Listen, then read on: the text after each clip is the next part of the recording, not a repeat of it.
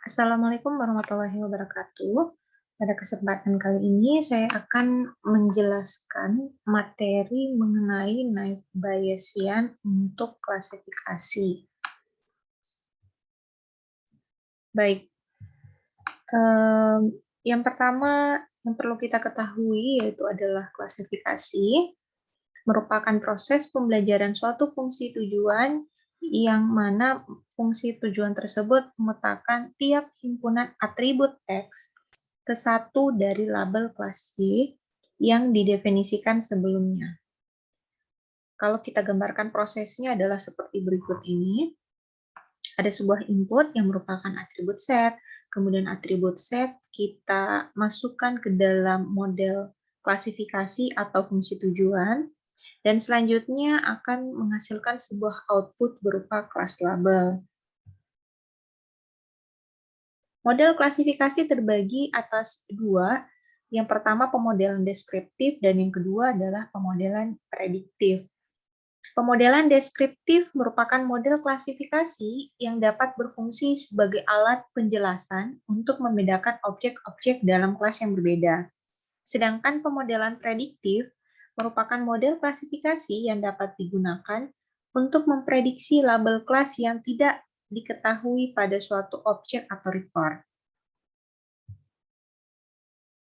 Klasifikasi merupakan suatu proses pembelajaran secara terbimbing atau biasanya disebut dengan supervised learning, yang mana untuk melakukan suatu klasifikasi dibutuhkan training set sebagai data pembelajaran. Jadi di awal untuk data pembelajaran atau untuk training set kita harus mempunyai data gitu ya, data pembelajaran. Setiap sampel dari training set memiliki atribut dan juga kelas label.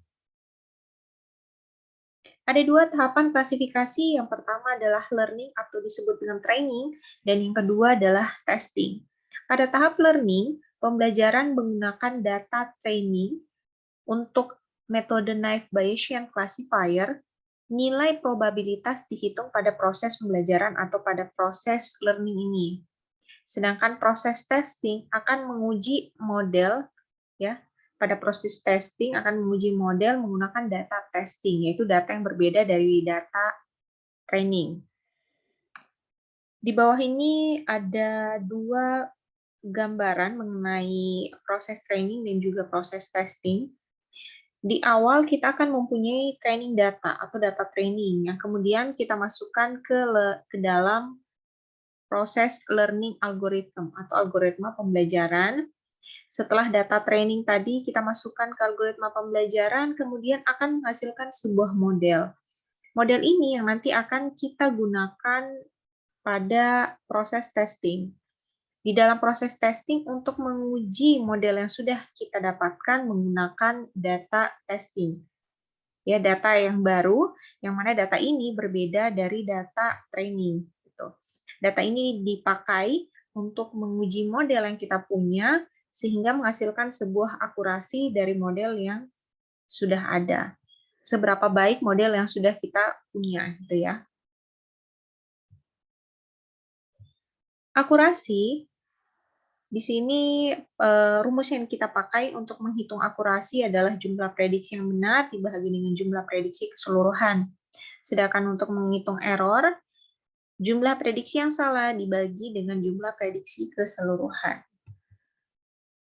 Baik, kemudian kita masuk ke teori Bayesian-nya itu sendiri. Sebagai dasar yang pertama, di bawah ini adalah rumus, ya, rumus peluang terhadap suatu kondisi data, gitu ya, atau PH terhadap X sama dengan PX terhadap H. Jadi ini rumusnya PX terhadap H dikali dengan PH bagi PX. Kita lihat apa keterangan dari masing-masing simbol di atas ini, atau simbol dari rumus teori Bayesian ini. PH terhadap X atau PHX yaitu peluang hipotesis A berdasarkan kondisi X. X adalah data sampel dengan kelas label yang tidak diketahui. Sedangkan H merupakan hipotesa bahwa X adalah data dengan kelas label C. PH adalah peluang dari hipotesa H, PX adalah peluang dari X yang diamati, PX terhadap H merupakan peluang X berdasarkan kondisi pada hipotesa H. Naive Bayesian classifier adalah metode classifier yang berdasarkan probabilitas atau peluang dan teorema Bayesian dengan asumsi bahwa setiap variabel X bersifat bebas atau tidak terikat, gitu ya. Dengan kata lain, naive Bayesian classifier mengasumsikan bahwa keberadaan sebuah atribut atau variabel tidak ada kaitannya dengan variabel yang lain atau atribut yang lain. Karena asumsi atributnya yang tidak saling terikat, ya, atau terkait, atau disebut dengan conditionally independent, maka kita menggunakan rumus berikut ini, ya. PX terhadap CI sama dengan perkalian PXK terhadap CI, gitu ya. Dengan nilai K sama dengan 1 sampai N. Bila PX terhadap CI dapat diketahui melalui perhitungan di atas ini, jadi kalau kita menemukan nilai PX terhadap CI, maka kelas label dari data sampel X adalah kelas label yang memiliki nilai maksimum dari hasil perkalian peluang X terhadap CI dikali P CI. Ya, setelah kita menghitung nilai ini, maka kemudian kita akan menghitung nilai maksimum dari perkalian peluang X terhadap CI dikali dengan PCI. Baik, kita langsung ke contoh kasus. Di bawah ini ada sebuah dataset, ya, ada dataset umur, kemudian pendapatan, ada mahasiswa, ada rating kredit, dan juga beli komputer. Kemudian ada dua buah kelas C1 dan C2. C1 merupakan beli komputer dengan kategori ya, kemudian kelas C2 merupakan beli komputer dengan kategori tidak, ya. Nah, sekarang di sini umur terdiri dari beberapa jenis gitu ya. Untuk usia atau umur kurang dari atau sama dengan 30, dengan pendapatan tinggi, statusnya bukan mahasiswa, rating kreditnya fair, maka tidak membeli komputer. Nah, ini dataset yang ada ya. Dan seterusnya gitu ya, usia 30 sampai 40, usia lebih dari 40 dengan pendapatan masing-masing di sini ada yang sedang, ada yang rendah gitu ya. Untuk status mahasiswanya ada yang mahasiswa, ada yang bukan gitu, ada yang iya, ada yang tidak. Kemudian rating kreditnya ada yang fair dan juga excellent. Serta beli komputer di sini kelasnya terdiri atas 2 tadi ya, tidak dan juga ya.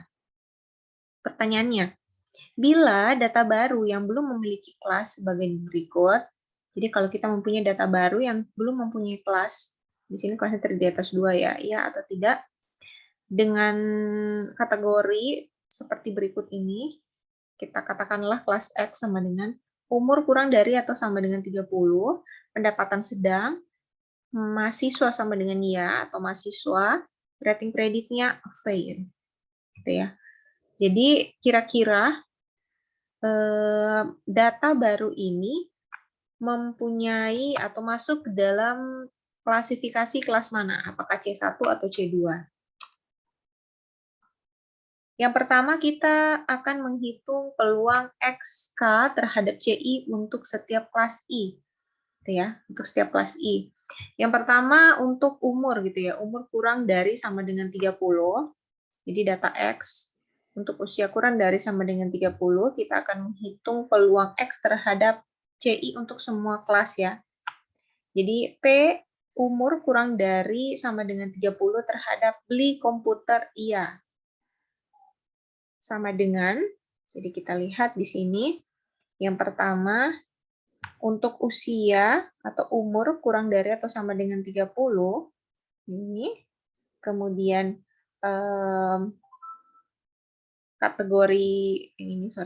kategori beli komputer ya, maka kita dapat di sini ada 2 datanya, 2/9. 9 ini adalah banyaknya kelas iya. Kalau kita hitung dari sini, dari dari beli komputer, untuk kelas ya itu ada 1, 2, 3, 4, 5, 6, 7, 8, 9. Jadi peluang umur kurang dari 30 terhadap beli komputer ya, berarti 2/9, nilainya sama dengan 0,220. Kemudian untuk peluang umur kurang dari atau sama dengan 30 terhadap beli komputer tidak. Nah, di sini untuk usianya dulu untuk kurang dari atau sama dengan 30. Untuk tidak membeli komputer ada 3, maka nilai peluangnya adalah 3/5. 5 adalah banyaknya kelas tidak untuk beli komputer. 1, 2, 3, 4, 5. Maka kita peroleh peluangnya adalah 0,6. Seperti itu. Ini untuk peluang PXK terhadap CI untuk kelas umur gitu ya. Selanjutnya yang kedua adalah kita menghitung peluang pendapatan ya. Pendapatan terhadap beli komputer ya atau tidak gitu. Tadi umur sudah, selanjutnya kita masuk ke kategori pendapatan. Nah, pendapatan di sini kita lihat hanya yang sedang saja ya, pendapatan sedang saja yang kita ambil gitu ya. Jadi peluang pendapatan sedang terhadap beli komputer ya. Nah, di sini kita lihat yang berwarna hijau pada layar saya. Sedang itu ada 2 sehingga ada 4 yang ini ya, yang berwarna pink. 1 karena untuk kategori ya. Kategori ya berarti ada 4. 1, 2, 3, 4 dengan pendapatan sedang. Maka 4 peluangnya adalah 4/9 sama dengan 0,444. Kemudian peluang pendapatan sedang terhadap beli komputer sama dengan tidak. Nah, yang warna hijau ini adalah tidak dengan kategori sedang, maka nilai peluangnya adalah 2/5 sama dengan 0,4. Nah, untuk pendapatan sedang sudah kita hitung peluangnya untuk setiap kelas I, yaitu kelas ya dan tidak. Kemudian kita akan menghitung peluang P, XK terhadap CI untuk setiap kelas. Sekarang XK-nya adalah untuk kategori mahasiswa iya. Jadi kita lihat di sini. Untuk mahasiswa iya di sini ya. Peluang mahasiswa ya terhadap beli komputer ya. Beli komputer sama dengan ya. Jadi kita lihat untuk mahasiswa yang merupakan mahasiswa ya di sini ada sebanyak 6 dengan kelas iya gitu ya. Berarti 6/9 sama dengan 0,67. Kemudian peluang mahasiswa sama dengan ya terhadap beli komputer tidak 1/5 sama dengan 0,2 karena di sini yang tidak membeli hanya ada 1 orang mahasiswa gitu. Sehingga peluangnya adalah 1/5 sama dengan 0,2. Yang terakhir adalah peluang rating kredit untuk kelas I atau kelas ya dan tidak. Kita hitung lagi peluangnya masing-masing. Peluang rating kredit sama dengan fair. Jadi dilihat ya di sini. Fair berarti hanya yang fair saja kita ambil. Yang fair terhadap beli komputer ya. Berarti yang warna hijau nih. Ada 1, 2, 3, 4, 5, 6. Berarti 6/9 sama dengan 0,67.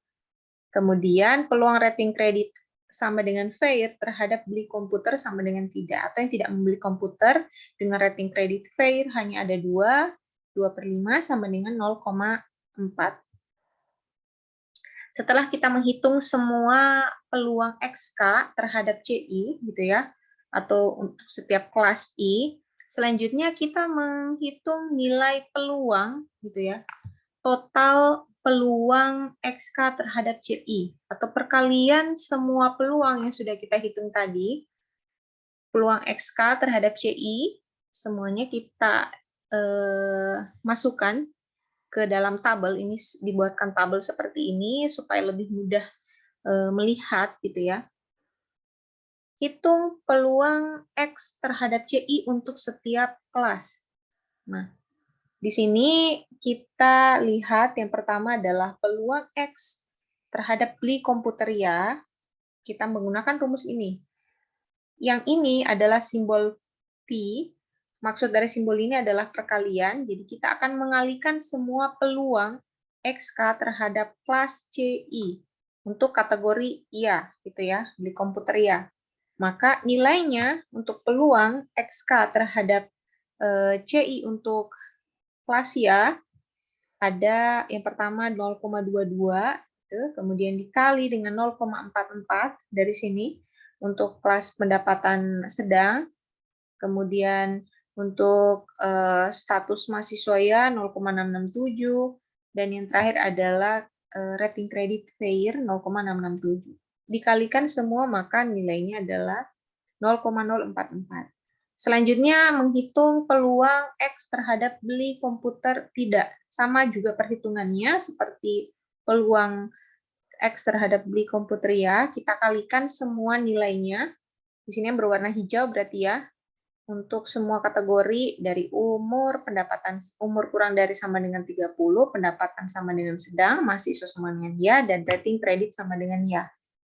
Kita kalikan 0,6 kali 0,4 kali 0,2 kali 0,4 sama dengan 0,019. Langkah terakhir yang kita lakukan adalah menghitung. Menghitung peluang XCI dikali dengan PCI. Dari perhitungan ini, kita akan lihat gitu ya. Kelas baru yang di awal tadi akan masuk ke dalam data baru yang kita punya akan masuk ke dalam kelas apa? Kelas ya atau tidak. Yang pertama kita hitung dulu ini ya, peluang X beli komputer ya dikali dengan beli komputer sama dengan ya. Peluang beli komputer sama dengan ya. 0,044 yang ini. 0,044 kita dapat dari mana? Dari perhitungan yang sebelumnya tadi. Dari sini gitu ya. 0,044 dikali dengan 9/14. Peluang beli komputer ya. Nah, tadi kan kategori ya pada beli komputer ada 9, sedangkan 14 ini adalah banyaknya data yang kita punya. 9/14 dikali dengan 0,044 maka nilainya adalah 0,028. Kemudian yang kedua, kita hitung peluang X terhadap beli komputer sama dengan tidak dikali dengan peluang beli komputer sama dengan tidak. Nah, ini tadi untuk kategori untuk kelas tidak nilainya sama dengan 0,019 dikali dengan 5/14. Ini sama juga ya, untuk kelas tidak ada sebanyak 5 dari 14 dari total data keseluruhan. 5/14 dikali 0,19 sama dengan 0,07. Sehingga kesimpulan yang kita punya adalah X atau data X, data yang baru memiliki kelas atau masuk ke dalam klasifikasi beli komputer sama dengan ya. Karena peluang X beli komputer ya memiliki nilai maksimum pada perhitungan di atas ini. Nilainya lebih besar dibandingkan dengan peluang X untuk beli komputer tidak. Seperti itu ya. Jadi ini adalah cara bagaimana kita menghitung, mengklasifikasikan sebuah data baru terhadap kelas yang kita punya gitu ya. Nah, ini adalah kelemahan dan kelebihan atau kekuatan dari naive Bayesian. Untuk kekuatannya, yang pertama mudah diimplementasikan, yang kedua memberikan hasil yang baik untuk banyak kasus. Sedangkan kelemahannya harus mengasumsi bahwa antar fitur tidak terkait atau tidak terikat dalam realitanya. Ya, kita harus mengasumsikan bahwa antar fitur itu tidak ada keterkaitan atau independen. Tapi realitanya kadang kita menemukan ada keterkaitan antara satu fitur dengan fitur lainnya, gitu ya. Keterkaitan tersebut tidak dapat dimodelkan oleh naive Bayesian classifier. Jadi kalau misalnya ada keterkaitan antara satu fitur dengan fitur lainnya, maka kita tidak bisa memodelkan menggunakan metode naive Bayesian classifier. Nah, itu salah satu kelemahan dari naive Bayesian. Baik, kali ini saya rasa cukup untuk penjelasan materi naive Bayesian. Terima kasih atas perhatiannya. Wassalamualaikum warahmatullahi wabarakatuh.